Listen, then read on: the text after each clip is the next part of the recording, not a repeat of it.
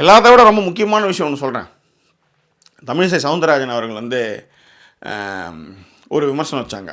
முதல்வர் வந்து அதுக்குள்ளே ஓய்வுக்கு போவதா ஆச்சா பூச்சா அப்படின்னு சொன்னாங்க. நான் கேள்வி கேட்குறேன். நான் சும்மா, அதாவது 234 தொகுதிக்கும் பிரச்சாரம் செய்து மக்களை சந்தித்து அவருக்கு பிடிச்ச கொடைக்கானலுக்கு ஓய்வுக்கு போயிருக்கார், ஓகேவா? ஆனால் இந்த பரப்புரைகள் எதுவுமே பண்ணாமல் மக்களையே சந்திக்காமல் ஓய்வுன்னு எடுத்த விஜயும் வந்து அரசியல்வாதியாக தான் இருக்கிறார். அவர் சார்ட்டர்ட் ஃப்ளைட்டில் போகிறாரு வராரு, அதெல்லாம் கூட விட்டுருங்க. ஆனால் இந்த ஓய்வு எடுக்கிறதுக்கு வந்து அவங்க வந்து இந்த விஷயம் சொல்கிறாங்க. ஒரு முதல்வர் வந்து அப்படி போய் ஓய்வு எடுக்கலாமா அப்படிலாம் வந்து ஒரு விமர்சனம் வச்சுருக்காங்க. நான் ஒன்று சொல்கிறேன்.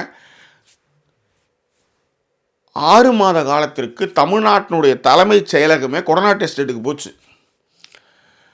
இங்கே இருக்கிற அதிகாரிகள் எல்லாம் கொரோனா டெஸ்ட்டில் வேலை செஞ்சுட்ருக்காங்க. அன்றைக்கு வந்து 6 மாத காலத்திற்கு வந்து அதிகாரிகள் ஆட்சி தான் நடந்தது. இதெல்லாம் வந்து ஒரு இடத்துல கூட விமர்சித்து தான் நான் பார்த்ததே கிடையாது. முதலமைச்சர் மனுஷன் கிடையாதா?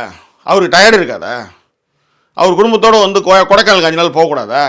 இவங்களுடைய கட்சித் தலைவர் மோடி கூட தான் வந்து ஊராக வந்து ஃப்ளைட் எடுத்து சுற்றிட்டே இருக்கிறாரு. அவர் வந்து ஒரு வருஷத்துக்கு மட்டுமே அவர் ஃப்ளைட்டு ஊராக போய் அதை நாடாக போயிட்டு சுற்றி வந்ததுக்கான தொகை மட்டுமே 450 கோடி. இப்போ இதெல்லாம் எதிர்கட்சிக்காரன் கேள்வி கேட்டால் என்ன பண்ணுவீங்க?